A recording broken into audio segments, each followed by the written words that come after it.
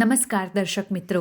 આંતરરાષ્ટ્રીય મહિલા દિવસ નિમિત્તે આજે વિશ્વ ઉમિયા ધામ જાસપુર અમદાવાદના પ્રણેતા એવા પ્રમુખ શ્રી આરપી પટેલ સાહેબની પ્રેરણાથી સનાતન ધર્મમાં લવ જેહાદના ભયંકર આક્રમણને સમજાવતી ફિલ્મ બેહદ 600 દીકરીઓ માટે ભુજના મોડર્ન થિયેટરમાં બતાવવામાં આવી હતી.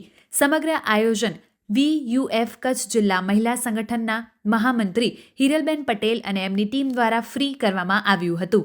હિરલબેન પટેલ, ભુજ. Phone number 9737554559.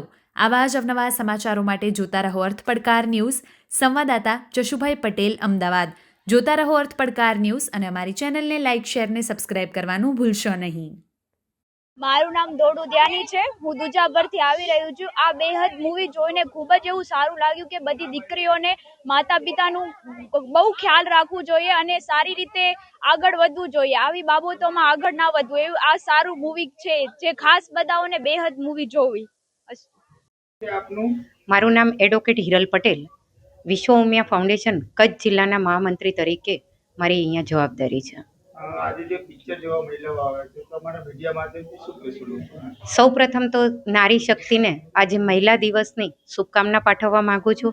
અને જે આ બેહદ ગુજરાતી મૂવી છે એ ગુજરાતી મૂવીની અંદર જે સનાતન હિન્દુ ધર્મની દીકરીઓને જે ધર્મ પરિવર્તન કરાવી એનું બ્રેઇન વોશ કરી એટલે એક આ મૂવીના માધ્યમથી અમે આજે એક પ્રોગ્રામ એવો ગોઠવવામાં આવ્યો હતો કે તમામ બહેનો દીકરીઓને આ મૂવીના માધ્યમથી એમને થોડુંક જાગૃત આવે અને લવ જેહાદનો જે પ્રકરણ છે એ કમસે કમ ઓછા બનાવ બને એ રિગાર્ડિંગ આ પ્રોગ્રામ કરવામાં આવ્યો છે.